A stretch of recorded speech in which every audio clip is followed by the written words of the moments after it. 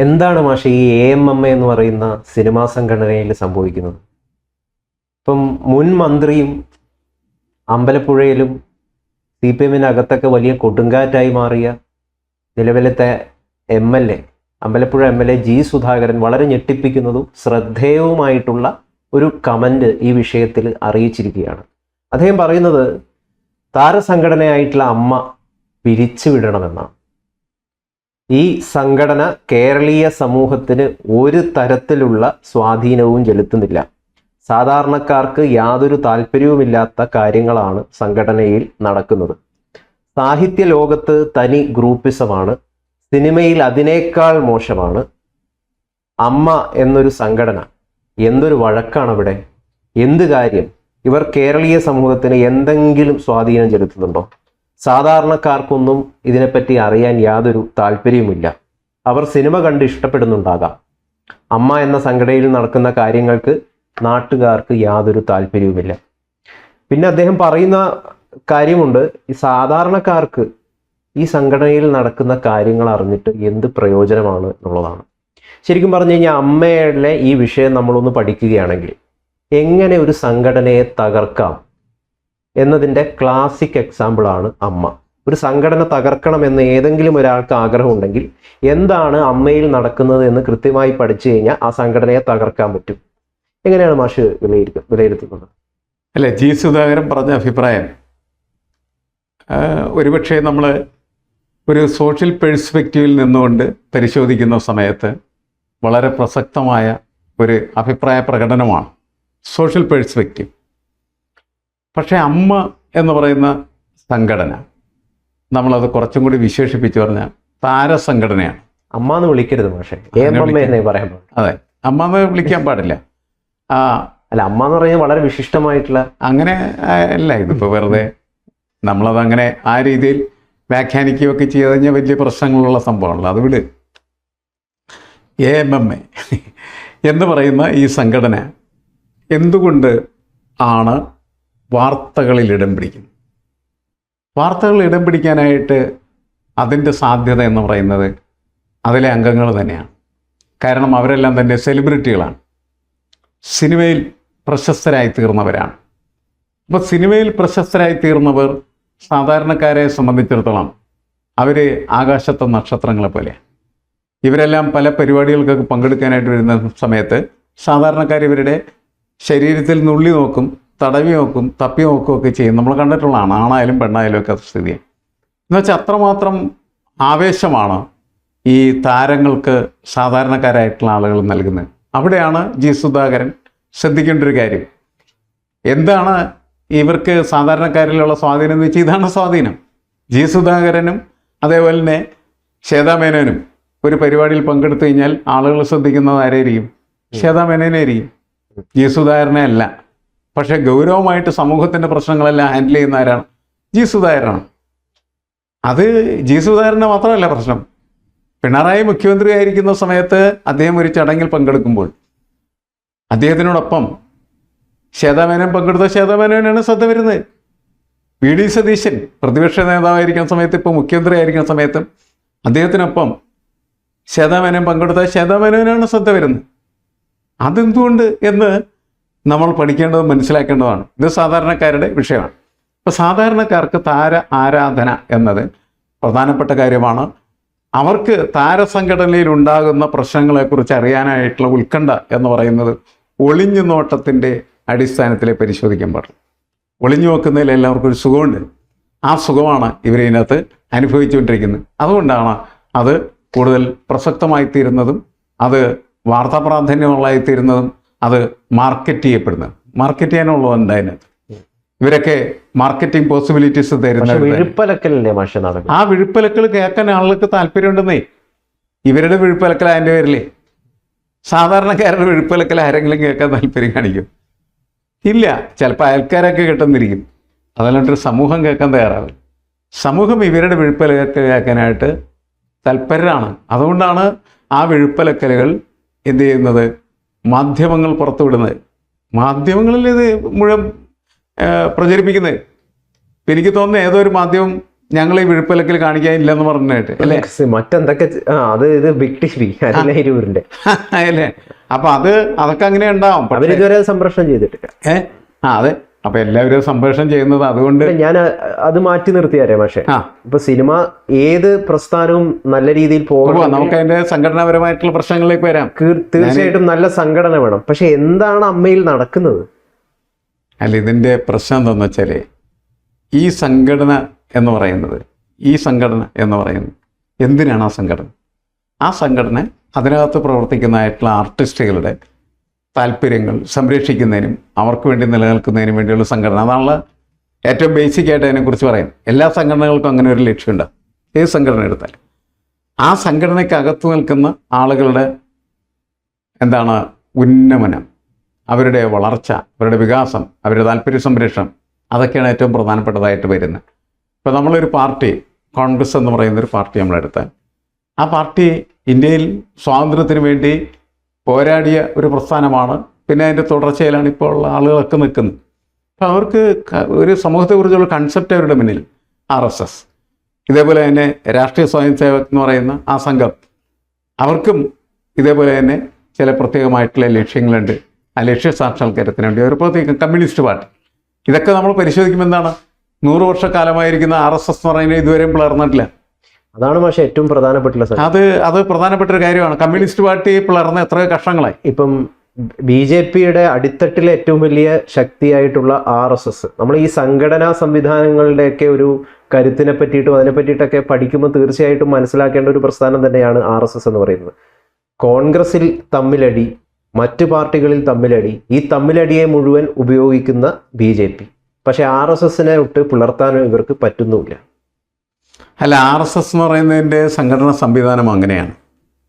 അതുകൊണ്ടാണ് അത് പൊളിഞ്ഞു പോകാത്ത. പക്ഷേ അതിൻ്റേതായ ലിമിറ്റേഷൻസ് ഉണ്ട്. അതിനൊരു അധികാരം കൈകാറുന്ന തലത്തിലേക്ക് മാറിക്കഴിഞ്ഞാൽ അവിടെയും ഈ പിളർപ്പുകൾ ഉണ്ടാകാം.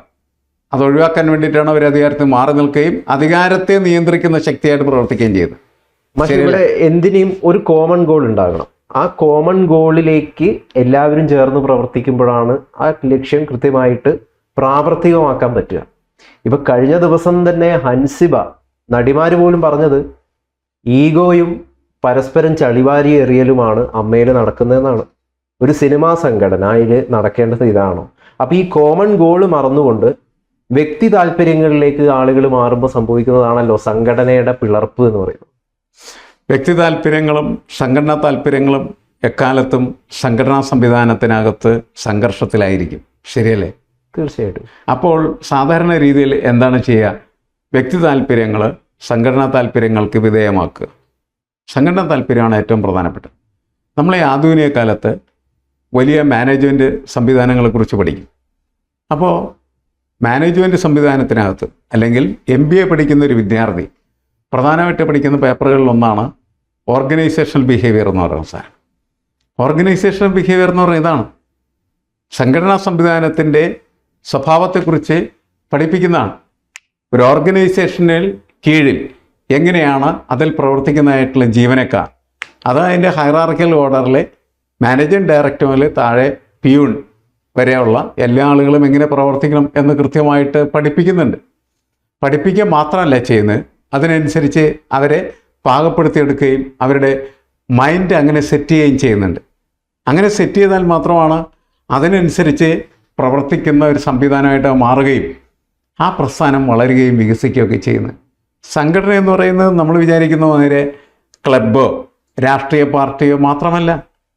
ഓർഗനൈസേഷനിൽ എന്ന് പറയുന്നത്, ഓർഗനൈസേഷണൽ ചട്ടക്കൂട് എന്ന് പറയുന്നത് സംഘടനാ സംവിധാനത്തിനകത്ത് പ്രവർത്തിക്കുന്നതെന്നാണ്. ആധുനിക കാലത്തെ ബിസിനസ് അല്ലെങ്കിൽ ആധുനിക കാലത്തെ തന്നെ മുന്നോട്ട് കൊണ്ടുപോകുന്നത് ആ സംഘടനാ സംവിധാനമാണ്, ആ ഓർഗനൈസേഷൻ സെറ്റപ്പാണ്. ഈ അമ്മ എന്ന് പറയുന്ന സംഘടന ഉണ്ടാക്കി നടക്കുന്ന ആളുകൾ ഇങ്ങനെയുള്ള എന്തെങ്കിലുമൊക്കെ പോയി പഠിക്കുകയാണെങ്കിൽ കുറേ കൂടെ നല്ലതായിരിക്കും. മനസ്സിലായി? അവർക്ക് പക്ഷേ ഇതൊന്നും അറിയാൻ പാടില്ല. അവർക്ക് ആകെ അറിയാവുന്നത് മുഖത്ത് ചായം തേക്കാനും ആളുകളുടെ മുന്നിൽ അഭിനയം നടത്താനും മാത്രമാണ്. സംഘടനാ പ്രവർത്തനം എന്ന് പറഞ്ഞാൽ അവർക്ക് അസാധ്യമായിട്ടുള്ള കാര്യമാണ്. പക്ഷെ ഇവിടെ വിജയിക്കുന്നത് യഥാർത്ഥത്തിൽ തിലകനാണ്. വർഷങ്ങൾക്ക് മുമ്പ് തിലകൻ ആരോപിച്ചെന്നല്ല, അദ്ദേഹം പറഞ്ഞ കുറേയധികം കാര്യങ്ങളുണ്ട്. അതൊക്കെ കാലം കഴിയുമ്പം സത്യമായി ഭവിക്കുകയല്ലേ. ശരിയാണ്. തിലകൻ പറഞ്ഞ കാര്യങ്ങളൊക്കെയാണല്ലോ അതിൽ നടന്നുകൊണ്ടിരുന്നത് അന്നും ഇന്നും എന്നും. അതിലൊന്നും ഒരു വ്യത്യാസമില്ല എന്നുള്ളതാണ്. ഇപ്പോൾ ഇതിന് നേരത്തെ മോഹൻലാലൊക്കെ കൊണ്ടു നടന്നിരുന്നു. ശരിയാണ്, മോഹൻലാലും വിട്ടുപോയി. മോഹൻലാലും എല്ലാവർക്കും വിട്ടുപോകേണ്ടി വരും. കാരണം കുറെ കഴിയുമ്പോൾ എന്ത് ചെയ്യുന്ന വെച്ചാൽ താഴെ തട്ടിലുള്ള ആളുകൾ അതിനകത്തേക്ക് കടന്നു വരുന്നു. അവർ അവരുടേതായിട്ടുള്ള രീതിയിൽ പ്രവർത്തിക്കാനായിട്ട് തുടങ്ങുന്നു. അവർക്ക് ഈ പറയുന്ന വരെ പ്രത്യേകിച്ചൊരു ബിഹേവിയറൽ രീതികളൊന്നും ഉണ്ടാവണമെന്നില്ല. അതുകൊണ്ട് തന്നെ അത് വളരെ അപകടത്തിലാക്കായിത്തീരുന്നു. ഇപ്പോൾ ശ്വേതാമേനോൻ ഇതിൻ്റെ നേതൃത്വം ഏറ്റെടുക്കുന്ന സമയത്തുണ്ടായിരുന്ന പോസിറ്റീവ് ആസ്പെക്റ്റ് എന്തായിരുന്നു? ഒരു സ്ത്രീ ഈ സംഘടനയുടെ നേതൃത്വത്തിലേക്ക് വരുന്നു എന്നുള്ള പുതിയ കാലം എന്ന് പറയുന്നത് സ്ത്രീകളെ മുന്നോട്ട് കൊണ്ടുവരുന്നതിനും സ്ത്രീകളെ ശാക്തീകരിക്കുന്നതിനും വേണ്ടി നിൽക്കുന്ന സമൂഹമാണ് എന്നുള്ളതാണ്. അപ്പം അതുകൊണ്ട് അങ്ങനെ ഒരാൾ വരുമ്പോൾ ആളുകൾ എന്ത് ചെയ്യുന്നു? പെട്ടെന്ന് അത് അംഗീകരിക്കുന്നു. പക്ഷേ ഒറ്റ പുരുഷൻ്റെ ഉള്ളിലും അതിനെ അംഗീകാരം കൊടുക്കാനായിട്ട് അവന് കഴിയുമായിരുന്നില്ല. കാരണം വെച്ചാൽ അവനൊക്കെ ജീവിക്കുന്നത് എങ്ങനെയാണ്? പുരുഷാധിപത്യ സമൂഹത്തിനകത്ത് കഴിഞ്ഞു കൂടിക്കൊണ്ടിരിക്കുന്ന ഒരുത്തന് അവൻ്റെ ഈഗോണ് ഏറ്റവും വലുത്. ഒരു പെണ്ണിന് കീഴിൽ ഞാനിരിക്കണം എന്ന് വിചാരിച്ചുകൊണ്ട് എത്രയോ സിനിമാ നടന്മാർ അത് പൊളിക്കാനായിട്ടുള്ള പരിപാടി അന്ന് തന്നെ തുടങ്ങിയിട്ടുണ്ടായിരിക്കാം. പെണ്ണ് വേണ്ട എന്നുള്ളതായിരിക്കും അവൻ്റെ പ്രധാനപ്പെട്ട ആദ്യത്തെ അവൻ്റെ ആവശ്യം. അതാണെന്നാണ് ഞാൻ പറഞ്ഞത്. അങ്ങനെ അവൻ പൊളിക്കണത് ശരിക്കും പറഞ്ഞു. അപ്പോൾ ഇവരെല്ലാവരും കൂടി ഇത് പൊളിച്ച് താർത്ത് തരിപ്പണമാക്കി. അതാണ് നമ്മൾ അതായത് അമ്മയെ പൊളിക്കാനായിട്ട് അമ്മയെ പൊളിക്കാനായിട്ട് ഒരു ഗൂഢസംഘം പ്രവർത്തിക്കുന്നുണ്ടെന്നാണ് മാഷ് പറഞ്ഞു വരുന്നത്. അല്ല, ശ്വേതാമേനോൻ പറഞ്ഞത് അങ്ങനെയല്ലേ? ഇതൊക്കെ തന്നെ കുറ്റവാളികളുടെ കൈകളിലേക്ക് തിരിച്ചു ചെല്ലുകയാണെന്നാണ് പറഞ്ഞത്. കുറ്റവാളികളാണ് ഇതിൻ്റെ നേതൃത്വത്തിലിരിക്കുന്നതാണ് അവർ പറഞ്ഞത്. അപ്പം എന്തായാലും അവർ പറഞ്ഞതിൽ കുറേ സത്യം ഉണ്ടാവില്ല. അർദ്ധസത്യങ്ങളാണ് നമ്മളെ നാടിനെ എല്ലാ കാര്യങ്ങളും നയിക്കുന്നത്. നമുക്കവിടെ അപ്പുറത്ത് നിൽക്കുന്ന പ്രധാനപ്പെട്ട ചില കക്ഷികളെയൊക്കെ നോക്കുമ്പോൾ അത് ശരിയാണെന്നൊക്കെ നമുക്ക് തോന്നും. അല്ല, ഇതിൽ വല്ലാത്ത രീതിയിൽ രാഷ്ട്രീയം കയറി വരുന്നുണ്ടല്ലോ. രാഷ്ട്രീയത്തിലേക്ക് ഇത് കൊണ്ടുവരാനുള്ള ശ്രമം നടക്കുന്നു. കാരണം അവിടെ സംഘപരിവാറിന് വരുന്നു, പിന്നെ കുറെ പേര് മാലാ പാർവതിയെ കമ്മ്യൂണിസ്റ്റുകാരിയാണെന്ന് ആ രീതിയിലേക്ക് ഒരു ചേരി തിരിഞ്ഞിട്ടുള്ള ഒരു സാധനത്തിലേക്ക് ഇത് പോകുന്നുണ്ട്. എൻ്റെ പ്രശ്നം എന്ന് വെച്ചാൽ അതായത് ആരോ ഒരു തിരക്കഥാകൃത്ത് വളരെ മുൻകൂട്ടി തന്നെ കാര്യങ്ങൾ പ്ലാൻ ചെയ്തിട്ടുണ്ട്, അവിടത്തേക്കാണ് കാര്യങ്ങൾ പോകുന്നതെന്നാണ് തോന്നുന്നത്. അങ്ങനെ ആകാം. കാരണം എന്ന് വെച്ചാൽ ഇങ്ങനെ ചെയ്താൽ അങ്ങനെ ഉണ്ടാവും, അങ്ങനെ ഇങ്ങനെ നമ്മളൊരു അങ്ങനെ ആകുമ്പോൾ ഇവിടെ എത്തിക്കഴിഞ്ഞ് കഴിഞ്ഞാൽ മൊത്തത്തിൽ പിളർന്നോളും ആയിക്കോളും. അങ്ങനെ ഒരു കണക്കൂട്ടിയിട്ടുണ്ടാവും. ആ കണക്കൂട്ടികളുടെ അടിസ്ഥാനത്തിലുള്ള നീക്കങ്ങൾ നടക്കുന്നു. ആ നീക്കങ്ങൾക്കൊക്കെ ഫലം കാണുന്നു. ഇത് മൊത്തമായിട്ട് പൊളിഞ്ഞ് തകരാൻ പോകും. ഞാൻ എപ്പോഴും ഒരു പ്രധാനപ്പെട്ട കാര്യം ചോദിച്ചോട്ടെ, ഗൗതമന് മറുപടി പറഞ്ഞാൽ നന്നായിരിക്കുന്നതായിരിക്കും. സിനിമയിൽ ഉള്ള ഈ നായകരും നായികമാരും ഒക്കെ നമ്മുടെ സമൂഹത്തിനകത്ത് ആദർശശുദ്ധിയുള്ളവരും അതേപോലെ ധാർമ്മികതയും പുലർത്തുന്നവരാണോ? അല്ല. അപ്പൊ പിന്നെ നമ്മൾ എന്തിനാണ് അതിനു വേണ്ടി ബാധിക്കുന്നത്? ഞാനിപ്പോ ഇത് തുടക്കത്തിൽ ഈ സുധാകരന്റെ കാര്യം എന്തുകൊണ്ടാണ് പറഞ്ഞതെന്ന് വെച്ച് കഴിഞ്ഞാല്, അദ്ദേഹത്തിന്റെ ഇമ്പോർട്ടൻസ് കൊടുത്തത് എന്തുകൊണ്ടാന്ന് വെച്ച് കഴിഞ്ഞാല്, ആവശ്യത്തിൽ കൂടുതൽ പരിഗണനയാണ് നമ്മൾ യഥാർത്ഥത്തിൽ ഈ നാട്ടിലുള്ള സിനിമാക്കാർക്ക് കൊടുക്കുന്നത്. സിനിമാക്കാരോട് നമുക്ക് ബഹുമാനമുണ്ട്. നമ്മൾ ഫ്രീ ആയിട്ടൊന്നുമല്ല അവരെ സിനിമ കാണുന്നത്, ടിക്കറ്റ് എടുത്ത് പോയിട്ടാണ് കാണുന്നത്. സൗജന്യമായിട്ട് തരുന്ന സംഗതിയേ അല്ല. ഇതൊക്കെയാണെങ്കിലും നമ്മളൊരു അമിതമായിട്ടുള്ള റെസ്പെക്റ്റും അമിതമായിട്ടുള്ള ഒരു താല്പര്യവും പരിഗണനയും എന്തിനാണ് ഈ സിനിമാക്കാർക്ക് കൊടുക്കുന്നതെന്ന് ശരിക്കും മനസ്സിലാകുന്നില്ല. അതിനിത്തരം കൊടുക്കേണ്ട നിരവധിയായിട്ടുള്ള ആളുകളുണ്ട് നമ്മുടെ നാട്ടിൽ. അത്തരത്തിൽ സമൂഹം ശ്രദ്ധിക്കേണ്ട, പഠിക്കേണ്ട, മനസ്സിലാക്കേണ്ട, മാഷ് പറഞ്ഞ പോലുള്ള ധാർമ്മികതയൊക്കെ പുലർത്തി ജീവിക്കുന്ന ചിന്തകരായിട്ടുള്ള കുറെ ആളുകളുണ്ട്. ഇവർക്കൊന്നും പുല്ലുവിലയും ഇത്തരത്തിൽ ഹണി റോസിനും ഹൻസിലയ്ക്കും മാലാ പാർവതിക്കും ശ്വേതാമ ഇവരൊക്കെ സത്യം പറഞ്ഞ ആരാണ് ഇവരൊക്കെ? ഇവർ ഈ സമൂഹത്തിൽ എന്ത് ഇമ്പാക്റ്റാണ് ഉണ്ടാക്കുന്നത് എനിക്ക് മനസ്സിലാവുന്നില്ല.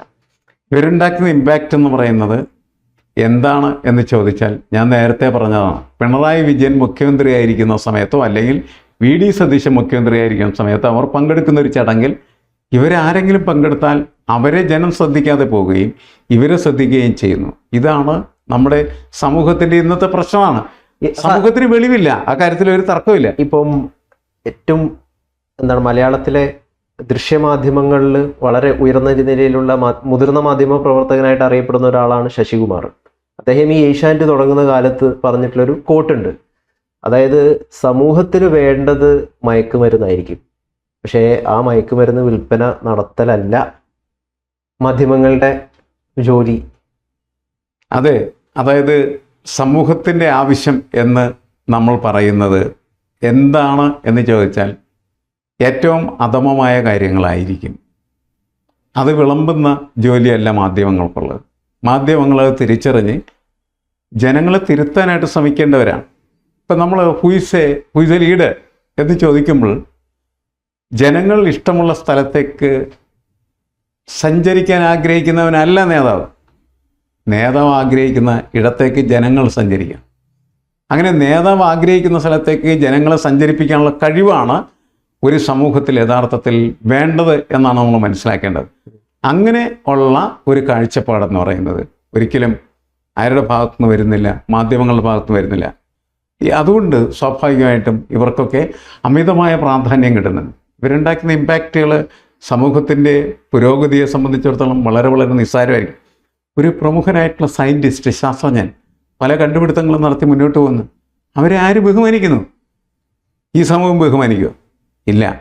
ഇവിടെ ഈ സമൂഹത്തിൻ്റെ സ്വഭാവം പ്രകടമാണ്.